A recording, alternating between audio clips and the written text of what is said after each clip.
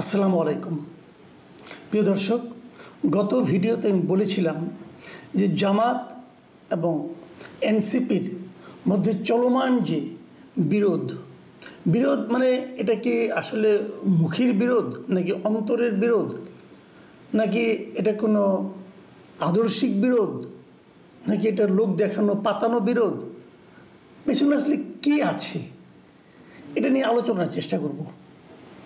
আমি যে সব জানি তা কিন্তু নয়, আমার জানার কোনো কারণও নাই, কারণ আমি জামাত এবং এনসিপি কোনোটাই করি না। এদের দু একজন নেতার সঙ্গে মাঝে মাঝে কথাবার্তা হয় এবং নিজে যতটুকু বুঝি আমার অভিজ্ঞতা দিয়ে সেটাই জাস্ট আপনাদের সঙ্গে আমি একটু শেয়ার করব। বিভিন্ন সম্ভাবনা নিয়ে কথা বলবো, আপনারাও পরে সিদ্ধান্ত নিতে পারবেন যে আসলে ঘটনা কী দাঁড়াতে পারে। আপনারা জানেন বিরোধটার উৎপত্তি হলো কী নিয়ে? উৎপত্তি হলো শাহবাগে আওয়ামী লীগকে নিষিদ্ধ করার জন্য যে আন্দোলন হচ্ছিল, সে আন্দোলনে সবাই কিন্তু একসঙ্গে ছিল। সেই একসঙ্গে থাকার মধ্যে দু একটা ঘটনাকে কেন্দ্র করে এই বিরোধটা। আমি একটা একটা করে বলি আপনাদেরকে। বিরোধের সৃষ্টি হলো গোলাম আজম, নিজামী অথবা সাইদির বাংলাদেশে আওয়ামী লীগের ঠাঁই নাই এই স্লোগান এবং জাতীয় সঙ্গীত গাইতে না দেওয়ায়। মানে এই জায়গাটাতে আপত্তিটা উঠলো কোথায়? যে আওয়ামী লীগের ঠাঁই নেই, এটা তাদের দাবি, এটা নিয়ে এখন আলোচনা করতে চাই না।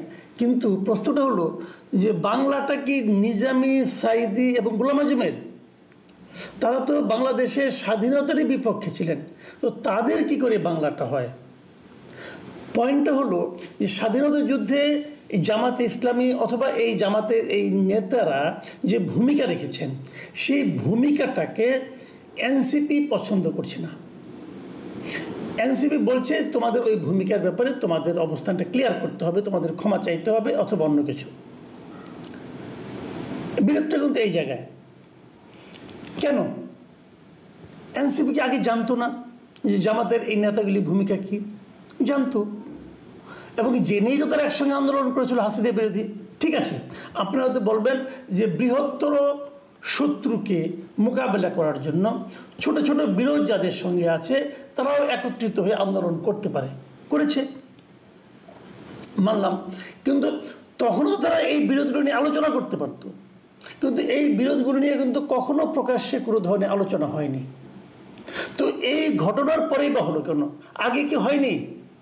এই যে ঘটনাটা এখানে ঘটছে, যে গোলাম আজমের বাংলায় অথবা নিজামীর বাংলায় অথবা সাইদির বাংলায় আওয়ামী লীগের ঠাঁই নাই, এই যে স্লোগানটা হচ্ছে প্রকাশ্যে, আমি যদি বলি হাসিনার আমলে হাসিনাকে বিদায় করার সময় ওই যে একটা স্লোগান উঠেছিল, আমি কে তুমি কে, রাজাকার রাজাকার, সেটা বলে প্রাথমিকভাবে মানুষের মধ্যে খাওয়ানো এবং তারপর এটা এসে আরেকটু প্রকাশ্য, আরেকটু খোলস ছেড়ে বের হওয়ার, এটাই কিন্তু একটা উদ্যোগ ছিল। আমি মনে করি যে এই সুযোগটা আসলে জামাত নিতে চেয়েছে। জামাত চেয়েছিল যে এই যে একটা মোমেন্টাম আছে, মানুষের যে আওয়ামী বিরোধী একটা উৎসাহ, আগ্রহ এবং মানে উত্তেজনা আছে, এর মধ্যে কিনা তারা তাদের ওই স্লোগানটাকে খাওয়াই দিতে পারে কিনা। তারা নিজামীকে, গোলাম আজমকে অথবা সাইদিকে বাংলাদেশের মানে আদর্শিক নেতা হিসেবে উপস্থাপিত করতে পারে কিনা, তারা এই চেষ্টাটা এবার করেছিল। কিন্তু আগে যেটা করেছিল যে রাজাকার যেমন একটা ঘৃণিত শব্দ হিসেবে উচ্চারিত হতো, সেইটাকে দূর করার চেষ্টা করেছিল যে না, অতটা ঘৃণিত শব্দ বোধ করি এটা নয়। এবার তারা তা করেছে, আরেক ধাপ অগ্রসর হয়েছে, যে পাকিস্তানের পক্ষে থাকার জন্য বাংলাদেশের স্বাধীনতার বিরোধিতা যারা করেছিল তাদেরকেই বাংলাদেশের মূল নেতা হিসাবে উপস্থাপিত করার একটা প্রচেষ্টা তারা করেছিল। এই জায়গাটাতে এনসিপি শকড হয়েছে। শকটা কীভাবে বলি? তারা আদর্শিকভাবে শকড হয়েছে কিনা আমি জানি না, কারণ আমার কাছে এটা মনে হয় না তারা আদর্শিকভাবে তারা শকড হবে, হলে তো সে একসঙ্গে থাকতোই না। শকটা হয়েছে ওই জায়গায়, তারা ভয় পেয়ে গেছে। আসলে ভয় পেয়ে গেছে তারাও এটা জানে, বাস্তব, তারা তো সারা দেশে ঘুরেছে, তারা বাস্তবতাটা জানে যে এদেশের মানুষের কাছে আর যাই হোক গোলাম আজম, নিজামী অথবা সাইদিকে বাংলাদেশের মানে মূল নেতা হিসাবে উপস্থাপন করা সম্ভব নয়। এদেশের মানুষ এটা মেনে নেবে না। সাইদি সাহেব বড় আলেম ছিলেন, কোনো সন্দেহ নেই, কোনো সন্দেহ নেই। উনি অত্যন্ত ভালো আলেম ছিলেন এবং মানুষকে উনি মুগ্ধ করতে পারতেন ইসলামিক বক্তৃতা দিয়ে।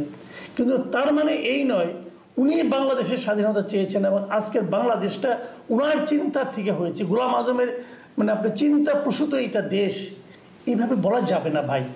গোলাম আজমের বাংলাদেশ মানে কি এরকমই বোঝায়, এটা হবে না, এটা খাওয়াতে পারবেন না। তো এনসিপি দেখেছে এটা তো খাওয়ানো যাবে না, যেটা খাওয়ানো যাবে না। আমি যদি তার সঙ্গে থাকি তাহলে লোকে কিন্তু আমাকে জামাতেরই পার্ট ভাববে, শিবিরেরই পার্ট ভাববে। তো এটা এনসিপি হতে চায়নি। হতে না চাওয়ার আরও দুই একটা কারণ আছে। এনসিপি গঠনের সময় কিন্তু একটা ঝামেলা হয়েছিল। শিবির সমর্থক, শিবির সংশ্লিষ্ট, শিবির ঘনিষ্ঠ একটা অংশ কিন্তু এনসিপির সঙ্গে শেষ পর্যন্ত আর থাকেনি। তারা যে পরে আপ বাংলাদেশ নামে আরেকটা পার্টি করেছে। আর জামাতের সঙ্গে এনসিপি থাকবে কি থাকবে না এটা নিয়ে অনেকদিন ধরে আলোচনা হচ্ছিল, কিন্তু এর মধ্যে এনসিপি হিসেব করে দেখেছে যে জামাতের সঙ্গে থাকাটা তাদের জন্য লাভজনক হবে না। তাহলে এনসিপি কি একা নির্বাচন করবে? সামনে তো নির্বাচন, সামনে যত কিছুই বলেন, যত কিছুই হচ্ছে, আওয়ামী লীগকে নিষিদ্ধ করেন, অমুক করেন, তমুক করেন, সব কিছুই মানতে রাজি আছি। কিন্তু সব কিছুই কিন্তু লক্ষ্য একটা, যে আগামী নির্বাচনে ভালো রেজাল্ট করে রাষ্ট্র ক্ষমতায় যাওয়া অথবা রাষ্ট্র ক্ষমতায় যারা যাবে তাদের সঙ্গে অংশীদার হওয়া, এই হলো মূল লক্ষ্য। তো এনসিপি এর মধ্যে দেখেছে যে তারা এককভাবে নির্বাচন করলে 2-3টার বেশি সিট পাবে না ভাই, এটাই রিয়েলিটি। তাহলে তাদের কোনো না কোনো দলের সঙ্গে একীভূত হতে হবে, জোটবদ্ধ হতে হবে। তারা কার সঙ্গে জোটবদ্ধ হবে? তারা এটাও দেখেছে যদি তারা জামাতের সঙ্গে যায় জোটবদ্ধ হতে, তাহলে তাদের পক্ষে কিন্তু ওই জামাতের আসন বড় 30-35টা পর্যন্ত আছে, অথবা 40টা, এর চেয়ে বেশি হতে পারে না। তাহলে যদি জামাতের সঙ্গে যায়, জামাত তো তাদের আসনগুলো এনসিপিকে ছাড়বে না, কারণ জামাত যেখানে আছে সেখানে দৃঢ়ভাবে আছে। কিন্তু সেখানে তো এনসিপি তারা এনসিপিকে কেন ছাড়বে? আর জামাত করে একটা আদর্শিক রাজনীতি, তাদের ক্যারিয়ার ভিত্তিক রাজনীতি, সেই রাজনীতি তাদের তো ছাড় দেওয়ার কোনো প্রয়োজন নাই যেখান থেকে তার লাভ না হবে। কাজেই জামাতও ছাড়বে না। জামাতের সঙ্গে ছাড়লে, জামাতের সঙ্গে গাঁটছাড়া বাঁধলেও তাদের একটা ইমেজগত সমস্যা হবে, আর দ্বিতীয় আরেকটা সমস্যা হবে তারা ক্ষমতাও যেতে পারবে না। তাহলে ক্ষমতায় যেতে হলে তাদেরকে গাঁটছাড়া বাঁধতে হবে বিএনপির সঙ্গে। তো বিএনপির সঙ্গে যদি আপনি গাঁটছাড়া বাঁধেন, তো বিএনপিতে প্রথমেই জানতে চাইবে যে তুমি কি জামাতের সঙ্গে আছো নাকি নাই। কারণ বিএনপি জামাত একসঙ্গে একসময় ছিল, কিন্তু জামাতের সাম্প্রতিক কর্মকাণ্ড, 5 আগস্টের পরে বিভিন্ন কর্মকাণ্ড বিএনপির সহযোগী হিসাবে কিন্তু বলা যায় না। সেক্ষেত্রে অনেকে মনে করছে যে এনসিপি হয়তো নির্বাচনের সময় বিএনপির সঙ্গে একটা জোট করতে চাইতে পারে। তো বিএনপির সঙ্গে জোট করতে চাইতে গেলে তাদের একটা পয়েন্টে তো বোঝাতে হবে যে আমি জামাতের সঙ্গে একেবারেই নাই। সেই পয়েন্টটাই এবার জামাত তাদের হাতে তুলে দিয়েছে, এবং এই পয়েন্টটা রেজ করার মাধ্যমে তারা একই সঙ্গে আশা করছে যে এই যে বিলুপ্ত আওয়ামী লীগের যে ভোটগুলো আছে সেই ভোটগুলো হয়তো তাদের অনুকূলে আসতে পারে। এই ধরনের ইকুয়েশন অথবা চিন্তা তাদের মধ্যে আছে। যদিও আমি মনে করি, আমার পার্সোনাল ইকুয়েশন, এটা অতটা হয়তো হবে না। কেন হবে না সেটা নিয়ে পরে আরেকদিন বলবো।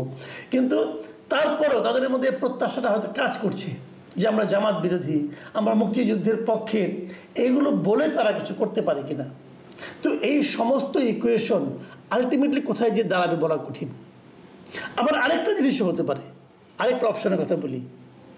সে অপশনটা হলো এই পুরো জিনিসটাই কিন্তু আপনারা পাতানোও ভাবতে পারেন, হয়তো পরে যে এক হয়ে যাবে। আপাতত একটা পাতানো ভাবে আসছে, এবং তারা হয়তো জামাতকে এক ধরনের ছাড়ও দিতে চায়। কারণ এরই মধ্যে কিন্তু একটা দাবি উঠেছে যে যদি গণহত্যার কারণে আপনারা আওয়ামী লীগকে বাতিল করেন, তাহলে এর চেয়েও বড় গণহত্যার সহযোগী হিসাবে জামাতকে কোনো বিচারের আওতায় আনবেন না। আবার এখন ট্রাইব্যুনালের হাতে রাজনৈতিক দলের বিচারের একটা ব্যবস্থা আছে, তো সেই ট্রাইব্যুনালে কেন জামাতের বিষয়টা আসবে না? বড় ভয়ঙ্কর ব্যাপার। কাজেই এখন তারা চিন্তা করছে যে এগুলো বলে জামাতকে চাপ দিয়ে, জামাত যদি 71-এর ঘটনার জন্য ক্ষমা চায়, তাহলে সেটাকেই তারা হয়তো একটা ইস্যু হিসেবে দেখাবে, দেখো জামাত তো ক্ষমা চেয়েছে, অতএব জামাতের সঙ্গে আমরা থাকতে পারি। এভাবে একটা পাতানো খেলাও কিন্তু হতে পারে। আলটিমেটলি কি হয়েছে এটা আপনারা আগামী 2-1 দিনের মধ্যে আপনাদের কাছে স্পষ্ট হয়ে যাবে বলে আমি মনে করি। প্রিয় দর্শক, এখন এ পর্যন্তই। আল্লাহ হাফেজ।